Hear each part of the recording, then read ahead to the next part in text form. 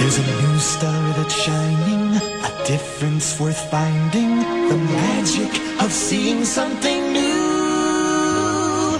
Come see the light on PBS and see how good TV can really be. Just watch us now. Adventure, drama, mystery, and nature too.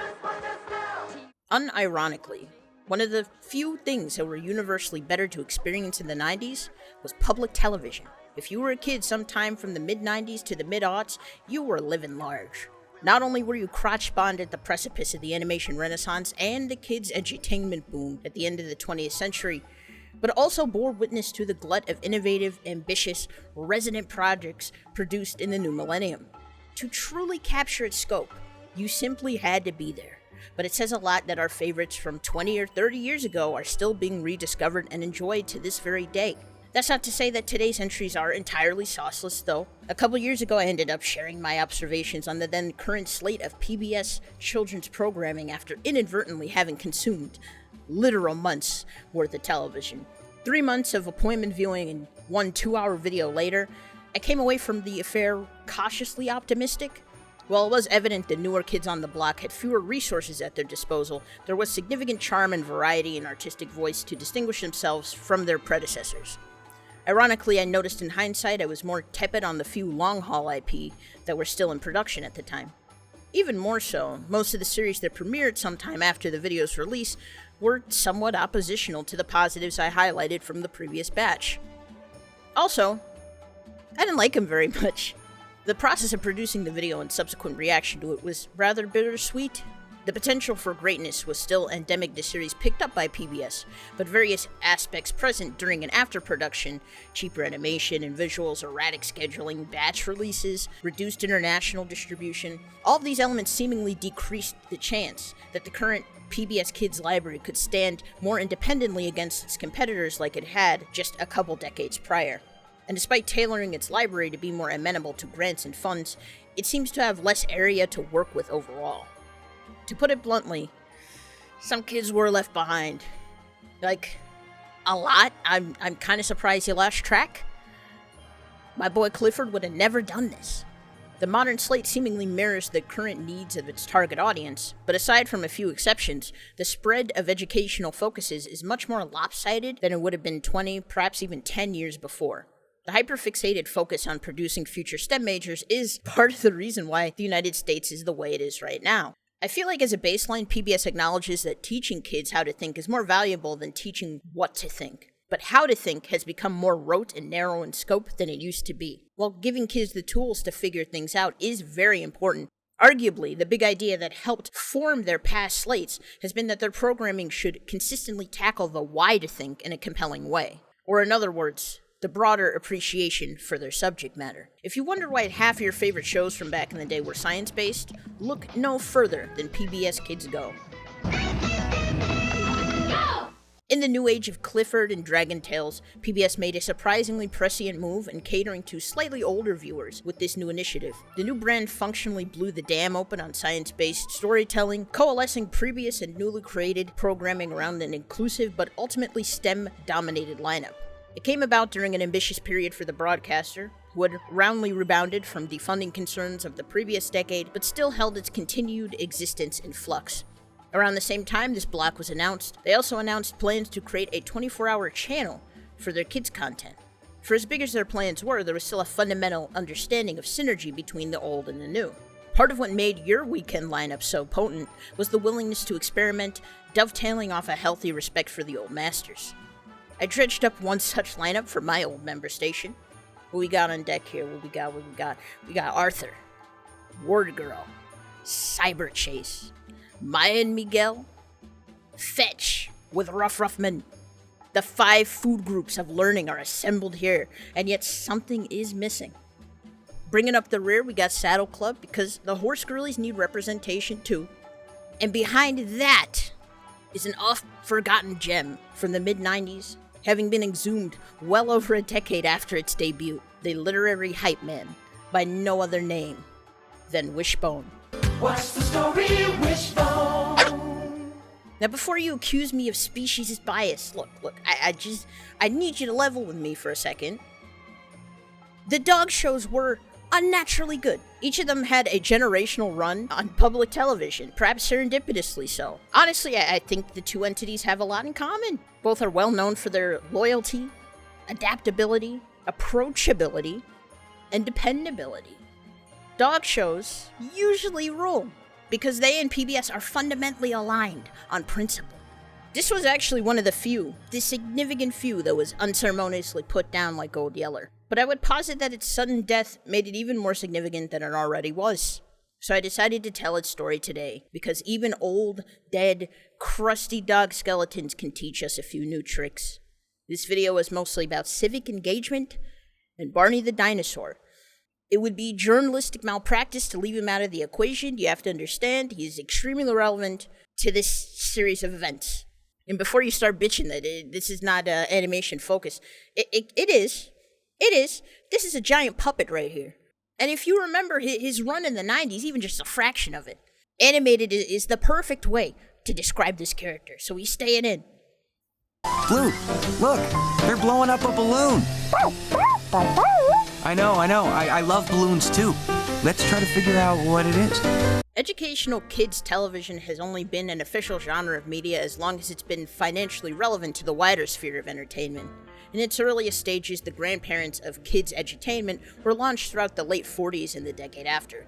The big ones were classroom simulators with more ads, sharing parallels with their less informational counterparts. Notably, the concept of false interactivity was also being tested during this period.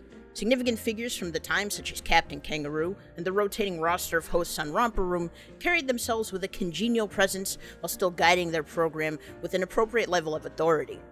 Educators on the other side of the screen found great value in this format, if not as classroom aids, then as decent supplementary material. Outside of academic or family-oriented spaces, these shows were not well supported. While there was objective merit in broadcasting these shows, monetary incentive was still the primary factor determining how much of a chance they had on the national stage. This would start to shift after the runaway success of none other than Sesame Street. In contrast to the pseudo-variety format the old masters were born of, narratives started to become better utilized within the genre, as did additional areas of growth in various subjects. This format is the form with which most of your childhood favorites were delivered. Concurrent to this, the rise of preschool television was heavily aligned with the history of television edutainment on the whole. It's the less consistent, presumably more profitable younger sibling of the gang that took a lot of fine-tuning to get it to its current form.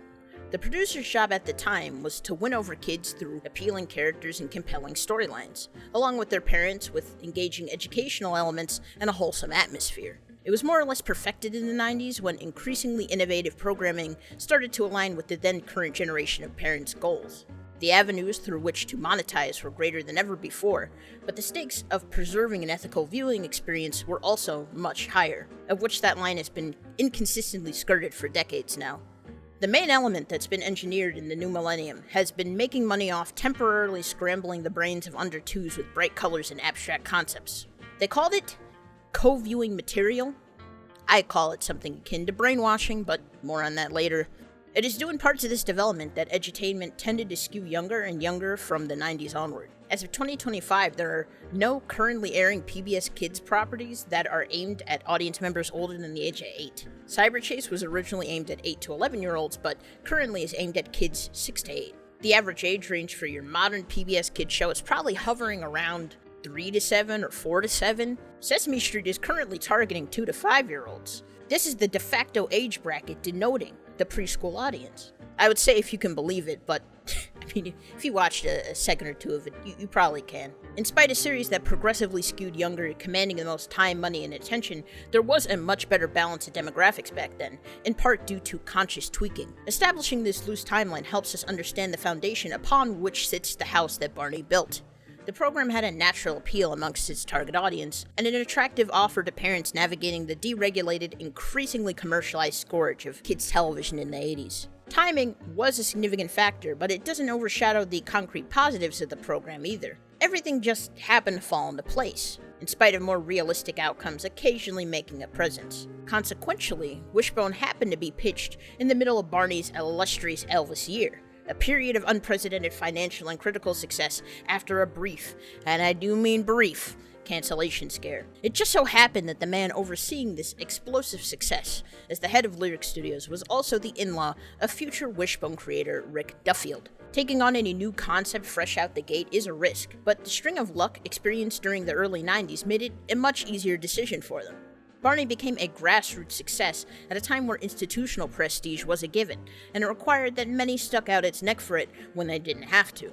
Backing this project required a tenacity that these folks were willing to pony up. Loosely speaking, the Wishbone timeline fits within this range, which is pretty narrow. This is a hell of a run for a show that barely ran for 2 years, and for what it's worth, we do actually know a bit about its production history, which we'll have time to explore a bit later on. But I think after 10 minutes of preamble, we ought to get into the meat and potatoes of this one, huh? Hello, Wishbone. So basically what's happening now is I'm getting into one of my mini wardrobes. Oh, watch the paw, thank you. Been out here for a while today. You know, my intros tend to be pretty long, just as a general rule, but it is interesting how little I've actually talked about the subject of the video, considering that he's the whole hook and everything. It's kind of interesting. Wishbone, the series, follows the material and literary escapades of the titular Jack Russell Terrier, who puts himself in the shoes of various historic and literary figures that draw parallels to the current situation he and/or his owners are experiencing. His human kid Joe is an average kid, living in an archetypical Texan small town with his mom Ellen. The dog is usually accompanying them around town and biking, exploring the nooks and crannies of their hometown with his friends, Sam and David. In addition to the various run-ins had with the other neighborhood mutts, the dog has an on-again, off-again relationship with their neighbor Wanda, due in part to his compulsion to bury shit in her yard. I promise she's pretty integral to the story of the show. She's like one of the main characters.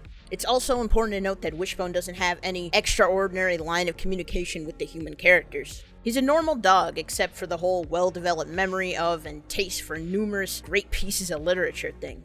He has a pretty boisterous inner voice that his people don't often pick up on, but he manages to assert himself in spite of this. Most of the time he's heard sassily begging for food, but who amongst us hasn't roasted the family for a little bit of that Sunday roast? Wishbone himself functions as a link between two sides of the story. Despite often being a leading dog within the confines of his imagination, he has a limited amount of say in what the people around him do, but he can usually nudge folks in the right direction in certain circumstances.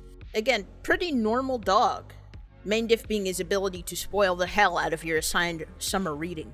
It's not difficult to surmise the potential benefit of a cute, peppy dog and what he might lend to your show centered around literary reenactments. It sounds corny, but the telegenic energy around Soccer, the main star of 5 Wishbones utilized, worked well as a disarming force for the audience. Watching the alert, straight-faced mutt with a sprightly voice being placed in the middle of storylines involving wars and murders and kidnappings tends to rope you into the action after the initial surprise wears off. Simply put, this wasn't your mom's Saturday morning program. Despite being a functional wingman in many of his escapades, Wishbone almost always had a full view of all the action and adventure you wouldn't expect from a PBS program. As imaginative as the series' presentation got, many of its most thrilling moments took place outside the confines of the dog's psyche. I swear I'm not practicing Barney slander here, it just made for a very appropriate test group. I promise I'll make it up to him at some point. Technically, the TV show utilizes an A-B format to tell its stories, with the A-plot establishing the real-life story Wishbone experiences, and the B-plot being the work of fiction he's experiencing in his mind. Occasionally, an A-plot demands a bit more attention from Wishbone, if not centered around him entirely. Funny enough, the only one I remember top of mind while hammering out an outline for this was the clip show where he tried to impress this lady dog with his imaginary adventures. I think some may find its pacing to be a bit erratic. There are certain episodes that handle this better than others, but you're definitely going to encounter at least a couple clunky transitions. You're not going to be able to stop this. And you won't get away with this without a fight. Yeah. You want to fight? We'll give you a fight.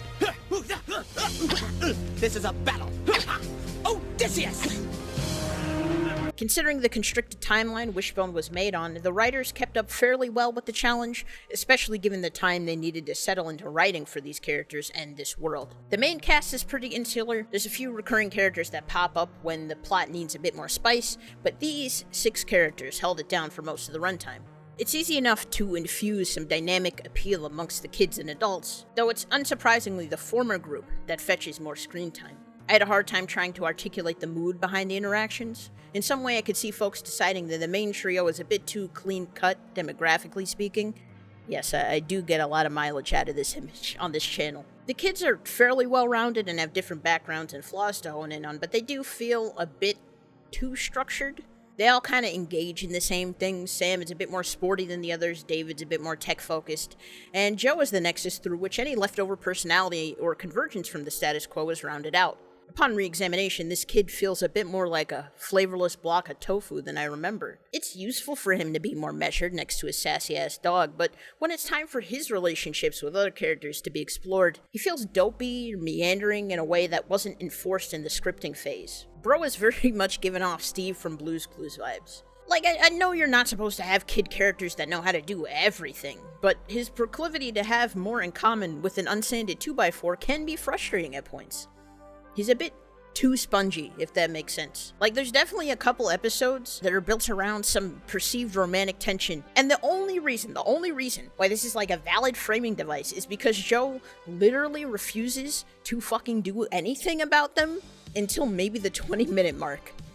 It's an interesting trait, and it didn't ruin the experience or anything. If anything, I think it made it more interesting, but it was an indelible part of the experience once I started to think about it. A bit annoying in certain contexts, but still pretty endearing. I'm choosing to interpret this trait as a manifestation of Joe's lack of direction.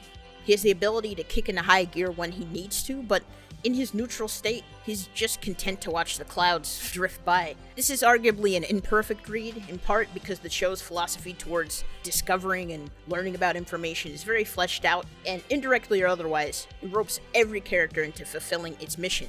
It is arguably its most notable trait, that emphasis on uncovering and engaging with every detail of the story.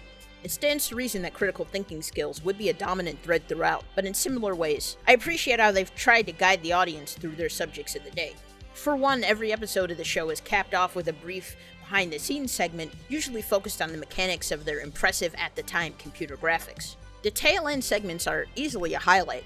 It's evident how much passion was poured into making this show come alive on a deadline. Never before have I seen a team lean so enthusiastically on the usage of a green screen. Fun fact, the animation studio behind the perennial Twitter book club classic Freebirds, RealFX, did compositing and animation work on Lyric Studios projects. Some of their earliest too. Perhaps expected since the studio was founded and still is based in Dallas, Texas to this very day. Visual evidence of Lyric Studios as an entity is pretty sparse today.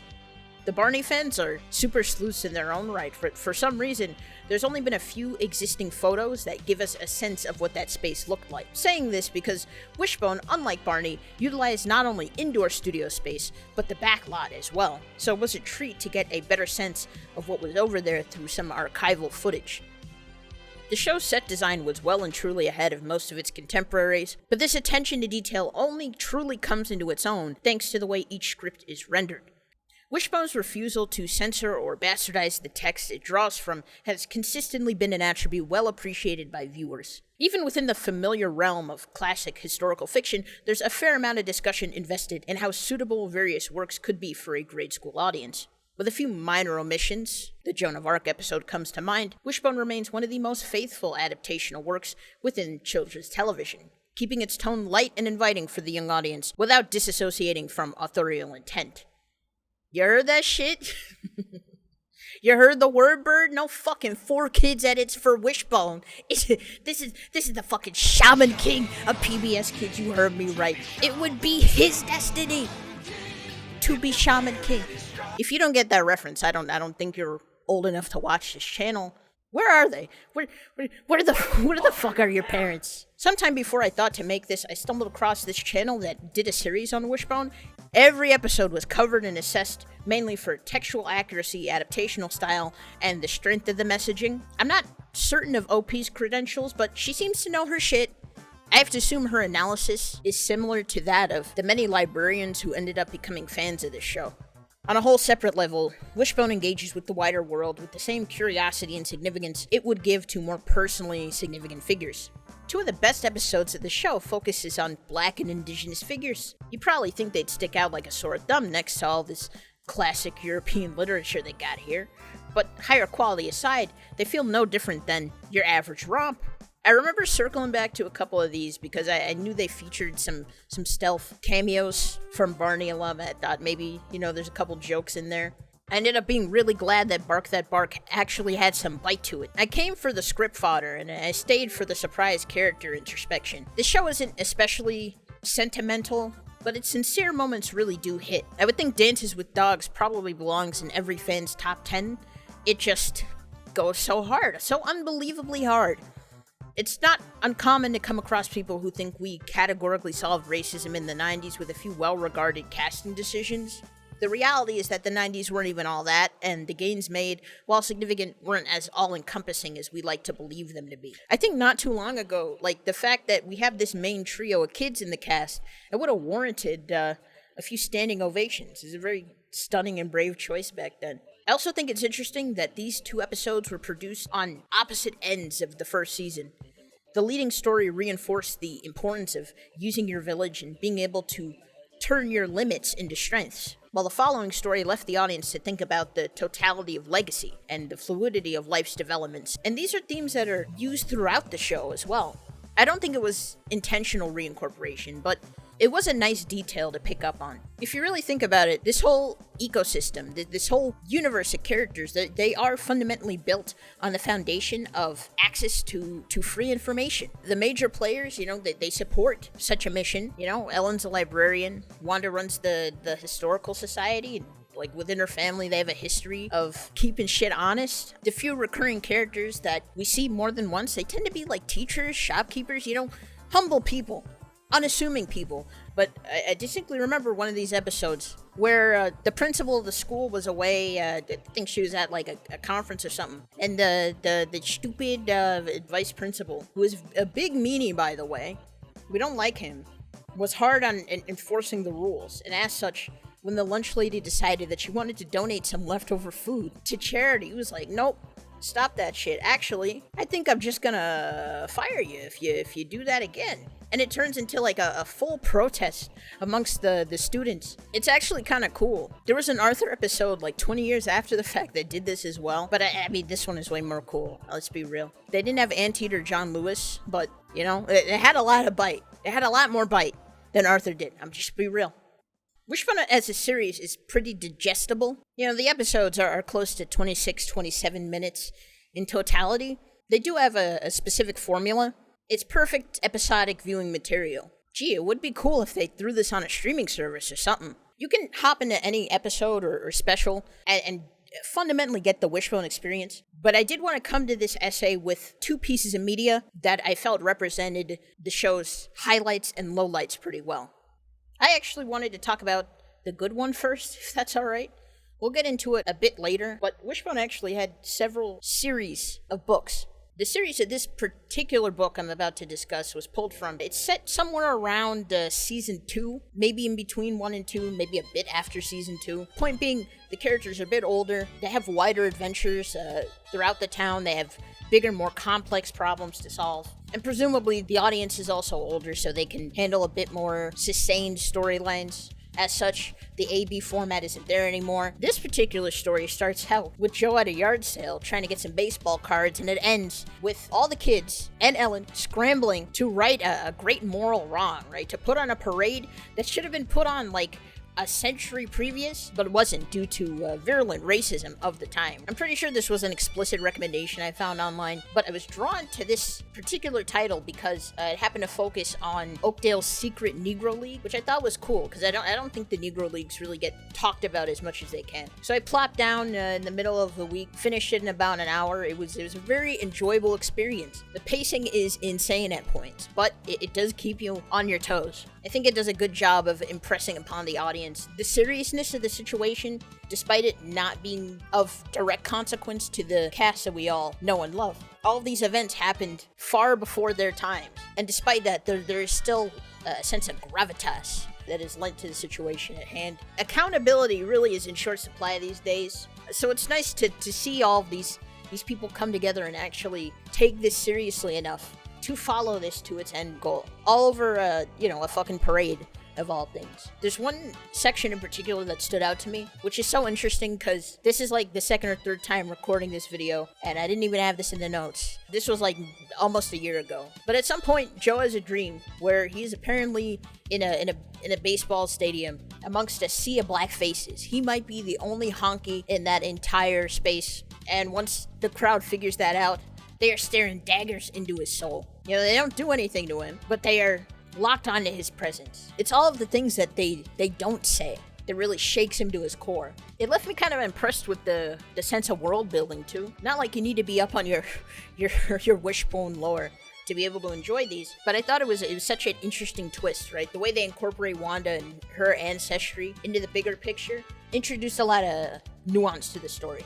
Arguably, I think maybe a little bit too much focus might be placed on the perceived solution, right? The act of putting on this parade that should have been done a century ago for these baseball players. In some way, I think that could be interpreted as an absolution of responsibility, in the sense that we put on this parade, we righted a 100-year-long wrong. We solved racism. I do think that the tone they adopted was situationally pretty appropriate for the franchise. And again, I do think that they got their point across pretty well. I think maybe they could have spent a little more time highlighting the importance of continual, gradual, maybe even structural change, because that is a really important piece of the pie. But overall, great read. Really glad I figured out that this one existed. So this second one, I wasn't sure for a while if I was even going to mention that this episode existed. The booktuber lady had come to a lot of the same conclusions that I did, and so I thought I would talk about it anyway. It's not the worst thing in the world. The episode is mainly focused on fostering a healthy sense of skepticism, and maybe also some secondary commentary on the pitfalls of helicopter parenting in general. Long story less long. They kind of fucked it up here. In some way, it is indicative of the time and the setting and the environment that it was made in. The literary focus of the episode happens to be The Imaginary Invalid by Molière. This was apparently his last work before he succumbed to tuberculosis. I just thought that was a little too on the nose, but can't be helped, right?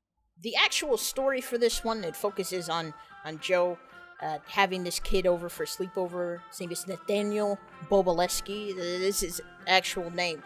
He's only in a few episodes throughout the show, mainly in season 1. I don't think he shows up in the second. This is one of 2 stories that actually focus on him. The first one being his introductory episode as well. Sam teaches him how to play hockey. Joe and David are in the corner seething because, I don't know, she's like the only girl that they know, and she's not giving them as much attention. It's stupid. It's stupid. It's funny, but it's stupid. But these 2 kids are having a sleepover, mainly because I guess they're renovating Nathaniel's house. His mother presumed that he'd be allergic to the paint fumes, that's why he's staying over. Very early into the episode, we're keyed into the depth of this kid's medical history. We learn that he's an asthmatic, technically. He had a bit of a health scare when he was young. Probably got really sick as a baby, and ever since then his mom has been hyper-vigilant as to the potential dangers that may befall him. She has multivitamins on deck. She's there to fucking supervise when he takes them. She gave him all this shit. You see this? This is definitionally throwing out the kitchen sink. The implication, of course, being that this mom is maybe a bit of a quack. His mom ends up visiting. She probably forgot to pack something for him, and she catches sight of Wishbone. She has the fright of her life. Look at her. She starts droning on about how allergic the kid is to dogs. Obviously, you were there for the last few minutes before this, and you saw that the kid was totally fine. There were no reactions or anything like that. And yet, shortly after the mom starts going on a tear, this happens, followed by this, and it's pretty easy to tell that Wishbone is feeling like this, probably. For the rest of the episode, he is continually sidelined to accommodate Nathaniel better. The kid clearly feels bad about the situation. Of course, he didn't fucking know that he's allergic to dogs. Or is he? That's the big question of the day, right? Wishbone clearly feels betrayed in some sense, you know? You know, when you punish a dog, it's usually because of some shit that they did, and he didn't do anything. He just kind of existed, and now he's out the house. It sucks for him, very clearly. But then he does something that kind of crosses a line. When it's time for bed, you know, everyone goes upstairs. and Ellen locks Wishbone in the kitchen. There's a little baby gate there, which does not stop him at all. He jumps the gate, he runs up to Joe's room, gets situated on the bed. He sits right next to Nathaniel, like he is getting up close and personal with this kid. And in the morning, everyone wakes up and they realize that Wishbone is there. Very clear implication being made, you know what I mean? The thing about this is, the kid is he's still an asthmatic, right? Even if you end up going untreated for a while, it's like you still have the shit. It doesn't mean that you'll never have an asthma attack ever again. I don't think the implication that he's not allergic to dogs is enough. Anecdotally, I mean, you probably experience this, right? Allergies come and go. Sometimes they get a bit weaker, a bit stronger over time. I would think someone with this level of rap sheet, I mean, why would you even choose to test the waters, Interestingly enough, this episode is rumored to have been banned by PBS. I assume that means that it was pulled out of rotation and some people noticed pretty early into the process. I certainly don't remember watching this one as a kid. Typically, the explanation provided for this is that the episode was seen as being a bit too challenging to authority figures in kids' lives. They didn't want kids to go off and start disobeying their parents because Wishbone made it okay. Which, I don't think it's entirely baseless. There is some truth to that, maybe. I do think that it had more to do with the fact that the cute dog mascot is teaching the 7-year-olds how to peer review potentially life-threatening allergies. I think that's a little more relevant to this conversation. If this were like an average sitcom on CBS, this wouldn't matter. But again, this is a children's show. I don't know why we're going so hard into the paint in this particular way. I'm not trying to pearl clutch, but let's be real. Wishbone could have killed this kid. This is never acknowledged at all. What would have happened if the kid woke up that morning and found out that he couldn't breathe, that he was covered head to toe in hives? Or, here's a thought. What if he never woke up at all? These are consequences that are just not even considered. As charming as Wishbone can be, he is still a dog. Dogs tend to be kind of impulsive at points. It doesn't necessarily surprise me that this was the route that he took. But I think the tone of the episode ends up cementing a kind of unempathetic vibe there, right? You can roll the clip. You can hear the dog acknowledge that the mom is the main issue in this whole situation. While I don't think it excuses her behavior entirely, she clearly has some past trauma that has not been addressed due to this medical scare. Maybe the kid has some leftover trauma, right? If he's having psychosomatic reactions, and particularly fast-acting ones, if I do say so myself, then I think there's just some, shit that maybe this family needs to deal with. But even then, even if mom is a little too cagey over this incident, it doesn't necessarily mean that she's wrong, or that, the allergist that he's probably seen her wrong.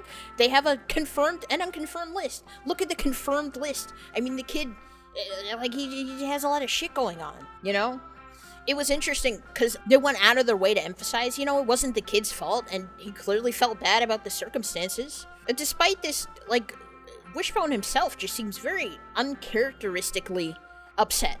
Bye, Wishbone. Nice meeting you. Oh yeah, same here, Nathaniel. Have a great time staying at my house. This is a day or two. He roams freely around the neighborhood at points. He's not particularly lacking in freedom. He acts like this is the ultimate betrayal. And I just don't think his actions are proportional to what actually happened. And of course, this isn't being explored because this is not the focus of the episode, nor are these, I don't even think these are things that were really thought of in the writer's room. They had to pump out 50 of these in a very short amount of time.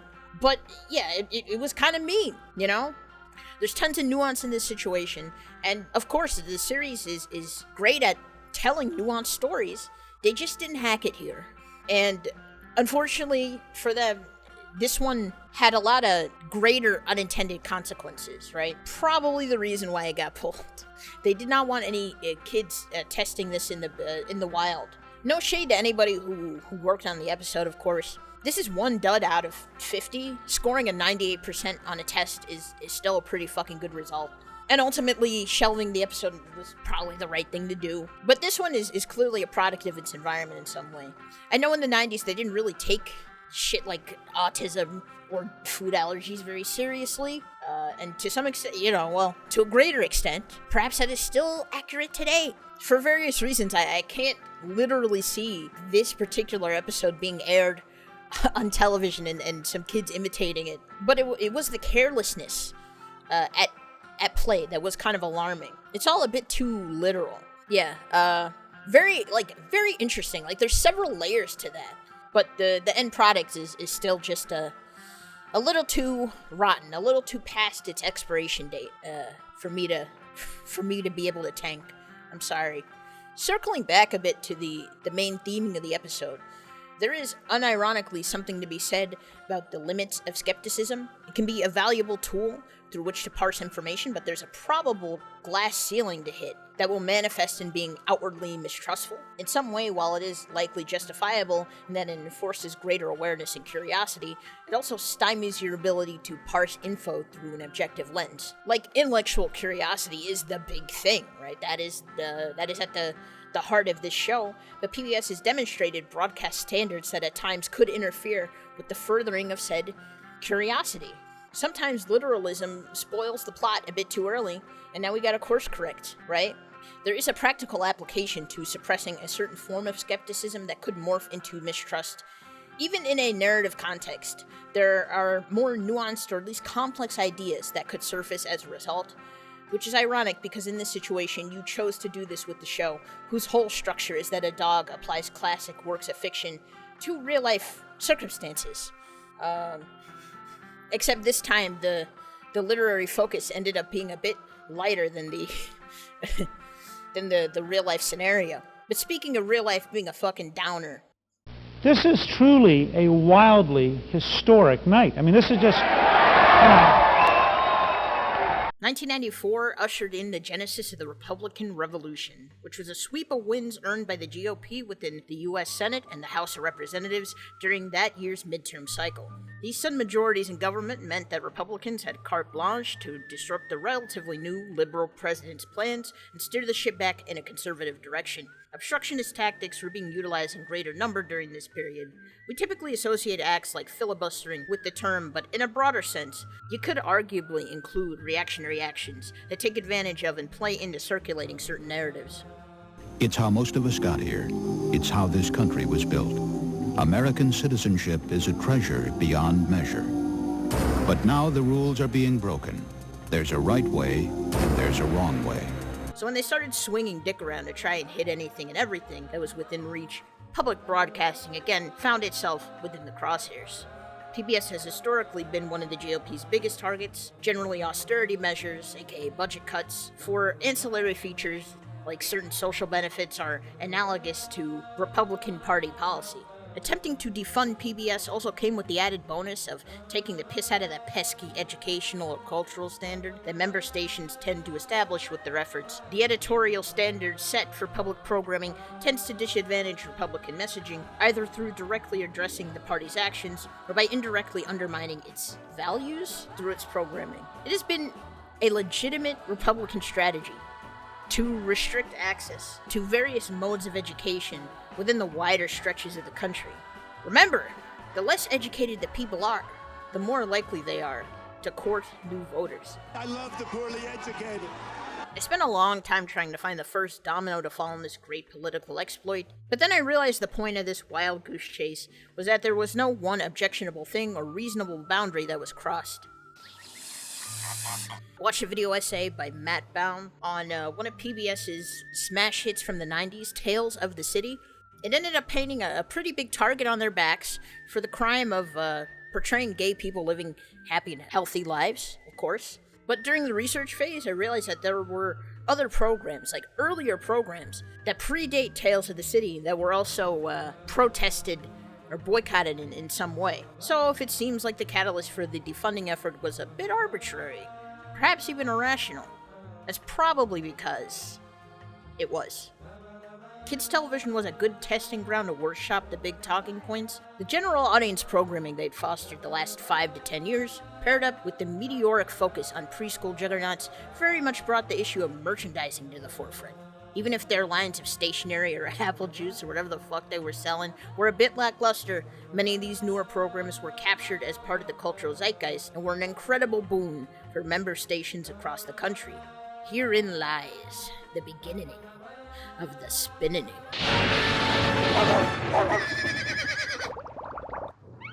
Given the few subjects that we've already broached this far into the video, I think you could take a guess as to who happened to be putting up big numbers in retail shortly before the revolution began. Go on, take a guess. You've heard his name before. I've lived through E.T., I've lived through Cabbage Patch, I've lived through Land Before Time, but I have never seen a phenomena such as Barney. Extrapolating a little bit, there was a lot of spin math done to make Barney look richer than 90s Trump, when in reality, he had just made enough to have like a small reserve for certain projects, maybe some upgrades to studio equipment. But if you put him on a list of the highest paid entertainers for the year, and thrust that in front of parents who had to shell out half a paycheck for a jumbo-sized plush, you can easily create illusions of grandeur. I mean, you gotta wonder where did all the pledge money go, PBS? Where did it go? To the untrained eye, you could perhaps argue that it's the relative little the government contributes to PBS and or the Corporation for Public Broadcasting that makes it possible for it to recoup the loss. But it also obfuscates just how far those few dollars stretch. Fun fact, Barney was originally slated to be pulled after the first season. There was only enough funding to keep Thomas and Lamb Chop around, and I mean, you know how tenure works, right? Pretty much anyone who got 5 minutes apiece from the guy in the 80-pound dino puppet had to kick, scream, cry, beg, and fight for him to stay on the air. And they were successful, albeit in part even more vulnerable to that level of spin. You see how this develops? There's like layers and layers. So the new spin was, start merchandising your kids' properties more, as popular as they are, and they'll pay for themselves. The taxpayer doesn't need to be funding your communist content, guys. Just do it yourselves.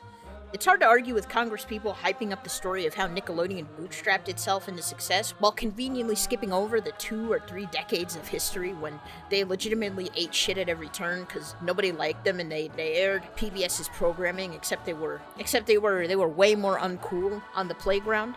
The 90s were fairly liberal by most standards, but there was still a conservative shift felt in how social programs were handled. As far as these politicians were concerned, public television was the biggest, loudest welfare queen in the country that's propping up the actual welfare queens that they were trying to eradicate. It's a scam. It's a whole racket going on. Obviously, given the nature of a lot of these arguments, the full scope of the financials laid out, I don't think will ever be unearthed, but I did gather up some numbers based on the reporting around the time of the defunding efforts. Now, obviously, due to the nature of these conversations, a lot of the data presented in the context of the defunding efforts was a bit skewed. I did dig up some numbers and figures that could shed some light on the topic.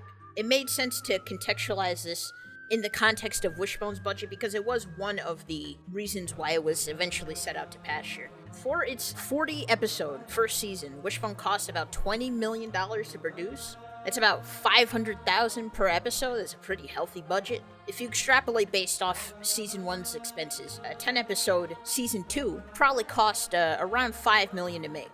Coincidentally, the inaugural season of Barney, clocking in at 30 episodes, it cost around the same amount of money. Roughly half of that came from PBS and the Corporation for Public Broadcasting itself. They scraped together about $2.25 million.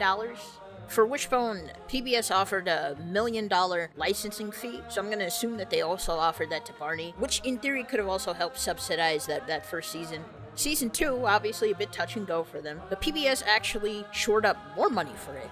They offered $1.7 million. They also shored up about $800,000 from a sponsorship with Kimberly Clark. Season 3, I don't think we actually have any figures on that. I have to assume that the budget went up a little bit. It had to increase. Now again, the main argument presented was that the merchandise sales could easily subsidize the production of these programs, and at one point there was a certain senator that had cited Barney's pull at about $500 million. $500 million. Okay, so if you hop on Twitter and you follow the discussion around like the newest Disney film, let's assume that it's something like Elemental or something, and it's struggling a little bit. Obviously, the film making up its budget in box office numbers is not necessarily going to cut it. If the thing costs $200 million to make, then you probably need at least $500 million for everyone to feel good about that choice, right? Same thing applies. Even if $500 million worth of Barney product that was moved, it didn't mean that Barney got all that money. He probably got maybe like 1% of that figure, to be honest. Maybe just a couple percentage points. Now, while the merch itself probably wasn't a secure avenue through which to secure funding, this particular property did prove its worth. Based on estimates from the original producer of the program, they had said that about $15 million between memberships and pledge drives and everything would be generated based on Barney's presence, which is a lot. I mean, that's definitely several seasons of production paid for, right?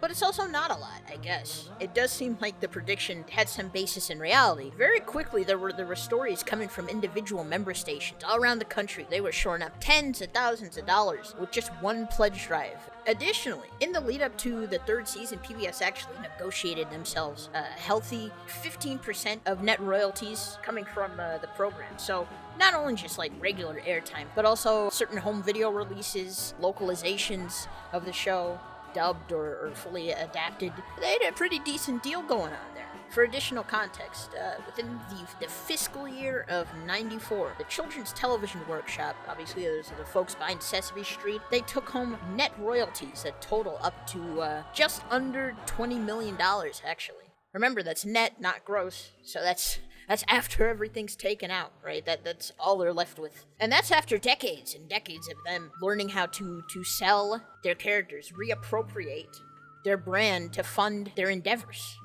That's how much they pulled. In saying this, I'm not entirely sure Wishbone would have survived had this never occurred.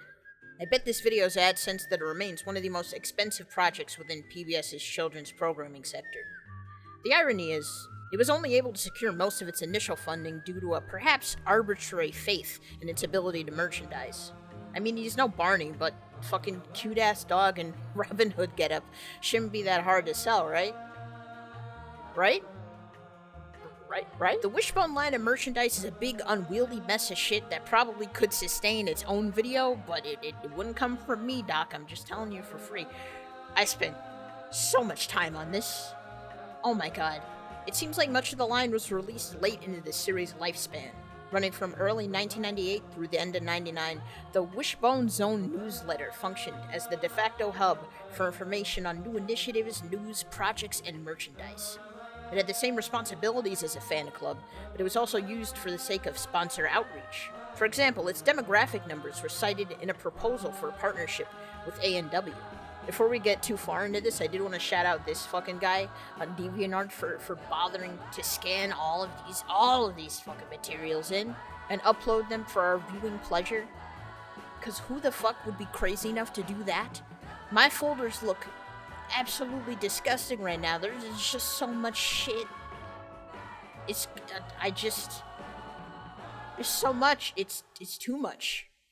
The standalone website, launched in the new millennium, acted as its replacement, but arguably entered a period of dormancy whenever Hit Entertainment became the new owners of Lyric Studios. The work done in this period likely starts during the airing hiatus between seasons 1 and 2, so sometime in '96. It's implied that the decision to not renew the series for a full additional season was made shortly thereafter season 1 finished airing, if not earlier. Meaning that tentatively they probably decided no at that moment, but they were still going to continue to work towards getting an additional season done. Most, if not all, the funding for season 1 directly came from Lyric's coffers. Underwriting was just being widely integrated into PBS Kids programming when Wishbone was airing, meaning that getting another season done was a matter of recouping the cost of that original investment. PBS only offered a $1 million licensing fee per season, along with some help finding collaborations during talks to get an additional order. So it was the pre-existing television content and the supplementary merch that had to get them across the finish line. It's worth talking about for the purposes of this video because there have been consistent rumors from books and articles peddled about the show's perceived lack of marketability, or at least that's the perception amongst various producers and whatnot. I mean, the show itself was axed mainly because of funding challenges, and at the time, the main avenue for funding pushed onto PBS's kids' library was merch. But I think the more all-encompassing, more appropriate answer would be that a lack of experience in representing these properties is what killed the show. Think about it like this. There was never a huge amount of children's programming presented by PBS before the 90s, and when they were made, they were typically supported by member stations who either had experience in keeping them on the air, or they were formatted in such a way where they could work as one-off projects and be viable for years to come. The significant few that are remembered today were long runners that had an unusual degree of self-sufficiency. So PBS had no reason and little opportunity to hone an entrepreneurial mindset. Another point used against it during the defunding efforts. PBS's kids' properties actually didn't have a semblance of a collective brand until 1994, of which they didn't refine and solidify until 5 years after that fact. During that period, that was more or less the timeline of their learning curve.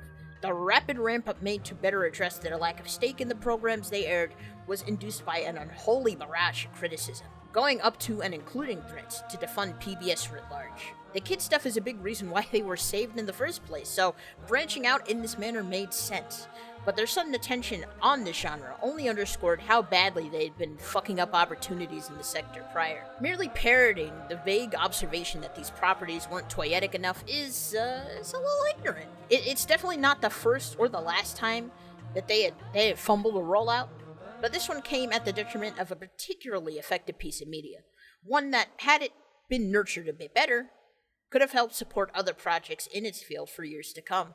Honestly, for a while, I was getting pretty heated combing through all the toys, and books, and stationery that Lyric had pumped out, knowing that it would mean nothing in the long run. I mean, having the plushes were nice. I would have probably wanted those slippers if I knew they existed, but that's not what kept the show in the back of people's minds. It was the content, it was the stories they told, and how they told them. I doubt the studio was put out through the failure of that attempt, but it's also a shame that the matter of the show's survival was prioritized way too late for any of that shit to matter. Especially since the stuff PBS chose to go all in on ended up contradicting their main mission anyway. Teletubbies is made possible in part by the makers of Danimals Yogurt, proud to help kickstart your child's growth and development for life.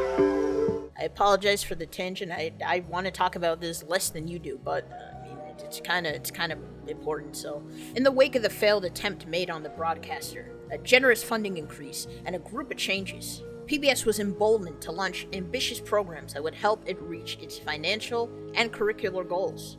Federal funding for the service was saved after an extensive campaign. But much like its previous pushes, it was partially contingent upon PBS drumming up different ways to raise revenue, which in part led to underwriting on children's programming kicking off in the late 90s.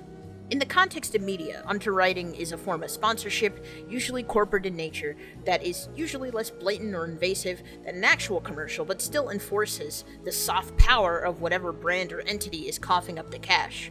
Before they opened their children's library to underwriting, a generic funding credit typically acknowledged contributions to your PBS station from viewers like you. Thank you. After that point, Juicy Juice, Chuck E. Cheese, and Dannon were fucking carrying that shit across the finish line. Look at them go. They have the monopoly. It's kind of scary. Arthur and Sesame Street were some of the first programs to utilize these, which was convenient because they were already going through significant changes. Whether as new entities or institutional favorites, increased advertising in any form was some level of controversial, but the underwriting spots had restrictions in place to blunt the impact of these glorified ad spots being introduced before and after every program. Arthur actually got a fair amount of flack for being significantly commercialized in the wake of its abundant success, perhaps more strongly due to ignorance of its home network's precarious financial state. PBS was cognizant of this responsibility to maintain a hard boundary there, and they didn't immediately violate that. It being a bit more flippant there came in the form of program endorsements, actually. Oh my god! In 1997, Teletubbies became the first preschool television program to be specifically crafted for children under the age of 2. Aimed at kids aged 1 to 4, the program brought a bevy of criticism from across the pond when PBS picked up the show. An aggressive commercial campaign leading up to the premiere was just as concerned with quelling skepticism as it was promoting the new entry in their library. The promotion of this program straddled the line between pedagogical innovation and financial perversion. Despite the rapidly expanding field of study regarding children's programming, there was little to no data centered around children under 24 months of age. Common sense would probably dictate that babies shouldn't be babysat by bright colors through a CRT. And if that was also your takeaway, you'd be correct to believe that. At this point, we know that, for example, the use of baby talk for this demographic does delay the acquisition of certain language skills. It doesn't really make them stupider, it just makes it a bit harder for them to learn the stuff they need to learn. When professionals were hit with the, well, they're watching TV anyway, so line of thought, I would assume the common refrain would be something along the lines of, why should they? Why the fuck are you making more? Like, this is kind of just junk food, man. By no means was this the only attempt at targeting this emerging market. The 2000s was plagued with content marketed as baby brain trainers of varying quality, the speed of which they were released could partially be attributed to the blowout success of this property. Taking into account the conception of the concept, with how its original home at the BBC went about packaging it, it's easy to surmise that the desire to benefit from a future juggernaut outweighed the mission to produce and distribute tested, responsible, age-appropriate content. And the rush to broadcast Teletubbies to American audiences did undermine the handcrafted message that they had been working tirelessly to cultivate since the beginning of the decade. The argumentation used in defending its promotion at the time was contradictory between different professionals.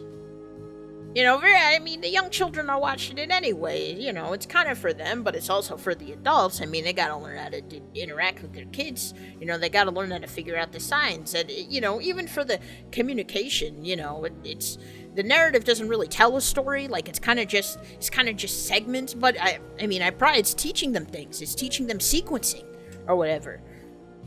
It's annoying enough that they peddled this shit once and then they made a bag off of it. Talking about the BBC, by the way. It's another thing for them to do it twice. I don't even, we didn't even talk about this other show. It was definitely a fad. You could argue Teletubbies, maybe it had some to it. But this second one, nobody gives a fuck. We're gonna cut into childhood obesity rates. They did no such thing. Nobody knew what the fuck that was about. It came and went like a wet fart. It's insulting. This is why they mock us as Europeans. I mentioned earlier that the children's programming wasn't represented under a brand name until the mid-90s. The PTV branding was the prototypical step towards PBS Kids that was also soft-tested as a marketable brand in and of itself. Who wouldn't want who wouldn't want this amazing character as a plush?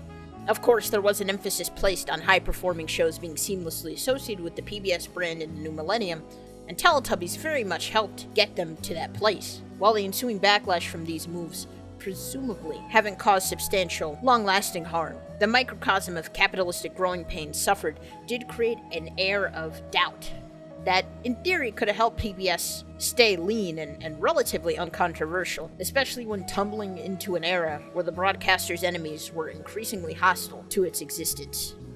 Like I said, this was clearly a mix of several things that fed into the outcome, and it's unlikely that just changing one or two things would have led to a different one. In some way, Wishbone's whole existence hinged on blissful ignorance, which is arguably what made its final entry all the more interesting. Got my fiddle and I got my bow, gonna play a tune that you all know. You can clap your hands to my country song. If you know the words, you can sing along. Wishbone coasted through a couple TV seasons, collecting a fair glut of accolades on its way out. Although talks to continue the series persisted into '99, according to the newsletter, the series proper concluded by the end of '97 after a batch of 10 additional episodes was fully released. Coincidentally, a separate project was kicked off earlier in the year. By June of '97, the pre-existing cast and crew packed up and headed to New Mexico to take part in one final Wishbone adventure. I imagine for a lot of you, your entry point back into the show was through folks who talked about the Sleepy Hollow special, or maybe the pilot framed around Tom Sawyer. Very tightly executed stories. But I'm a bit surprised that the Showtime movie gets no play. Did you even know that we had a fucking movie to talk about? I know the video's long enough, but what's another, 5 minutes? Wishbone, Dog Days of the West, exists for reasons I cannot immediately determine. It is an extended version of the We Gotta Save the Rec Center plot, but it's played as a mystery. Easy enough to assume that it was made in part to try and boost the merch sales. Anything else raises too many questions. I don't know, was HBO Family too good for you? You had to go to Showtime to get your fucking historical dog movie made? I don't get it. This is the only time within the course of the video I cannot compare this to Barney, because the Barney movie was also a flop. 2 flops in 1 year, that's not good. My grand verdict is that it's fine. It's not a big deal. I guess having it be feature length is kind of cool. It didn't really add or subtract from the media itself, though. I think the show was already at a similar level of quality, you know? It's not like there was much to improve upon. Not the scale, not the scope, not the sets. You know, it was already pretty high quality. To some extent, the stakes presented here are kind of being retread. I guess that's the problem with having the sleazy businessman return from his whole... two episodes of a run, I guess, that, you know... I mean, we know the shtick already. All they gotta do is, like, run to the library, do a little archival work, bada bing, bada boom. Problem is solved. This guy can only be conniving in setup. He's no Shank. Or Shek? What the shit? This guy from this movie. It's his fucking eyes. Let's talk about good things. We saw dog riding horse, dog wearing chaps, dog at risk of potentially being trampled by cattle, dog getting yanked off the screen, dog dodging fake gunfire, and dog as banker. Ooh. That was fun. As a send-off for the series itself, it's a nice time. It didn't necessarily need to outdo what came before it, and was comfortable enough reveling in the grandness of this particular story. I can tell you for certain that any version of Mattel's attempt at a Wishbone movie, it's gonna be dog shit compared to this. I'm telling you that right now. The moment these motherfuckers thought to put the guy behind Green Book in charge of this, that was the point of no return. You already lost the plot. I don't care if you start from scratch 100 times. It's just not gonna be that good. You better pray on it that they never get that far. Picking up from the aftermath of Barneygate, the period of time immediately after Wishbone sunsetted was a period of rapid change for PBS. Not only did they go through a series of rebrandings and repackagings, but there was also an uptick in acquisitional content too. Definitely more focus on the kid stuff. Shifts in funding and in institutions, in who was in charge of what. Interestingly enough, there was a fair amount of Republican interference throughout the 2000s. A fair amount of cry-bullying afoot, you know. Someone complains there's a little too much bias, and then they put in one of their figures, and what do you know it? They're doing a little bit of corruption or something. We gotta get them out. Seems like a bit of a pattern. It's kind of serendipitous in a way that this show ended in the late 90s, and then it just so happened to pop back up again sometime in the mid to late 2000s. There was literally no other avenue for me to discover this. Wouldn't have even known about its existence if some random scheduler didn't decide to, like, throw it on sometime. Even lumping it into PBS Kids Go is kind of nebulous, right? We just got lucky, I guess. Oh, hi! Elmo's having a play date with some very special letters. P. B. S. Yeah! Elmo loves you! We love you too. Hey, it's the end of the video. Are you excited? Was that 70 minutes well spent? Not really sure. I have never been good at writing outros. Every time I've sat down to write this one, I have made less and less progress. So we're just going to try something different here. I'm going to leave you with a clip from the tail end of one of those episodes that I mentioned. It is pretty good. I think it'll get the noggin jogging. But before that, two things. First thing, part of this AdSense on this video is going to various PBS member stations that have made an impact on children's television as a whole. If you want to go donate, it's fine with me. All you got to do is go to pbs.org/stations. Punch in your zip code. You will get a chronological list of member stations. The second thing, I'm not really sure where I was going with the original ending of this piece, but I do think that if this essay was not at all coherent, then I think the one takeaway should be that at the end of the day, we're all reduced down to our own stories, right? 800 years from now, nobody's going to remember who the fuck we were and what we did. We will all just be stardust floating upon the wind. The only thing that will be left is documentation, right? The history of what happened here. I have no idea how they will classify the next couple decades in history. I have no clue. But I do know that in spite of the futility of it all, right? The abject cruelty on display, the banality of the evil that I witness every day in this hellhole. You still have to wake up and put on our clothes and like try to make it a day, right? Helplessness does not excuse us from trying, right? And I think if nothing else, we have to try and keep the story straight about what happened here. Everybody'd be sitting at the table and pretty soon there'd be stories. Stories about things that had happened just a few hours ago, or stories that happened at the beginning of Navajo time. It all went together. I grew up with the stories and in the stories. As a child, I listened to learn the story, to remember the story, so that later on I'd be able to tell it myself. Especially the old stories of my ancestors. Each story is a path, a trail that leads to a good place every time I follow it. Of course, it's fun to hear the stories for the first time, too. You follow the trail, but you don't know where it's going to lead, or what you're going to find along the way. That reminds me of a story.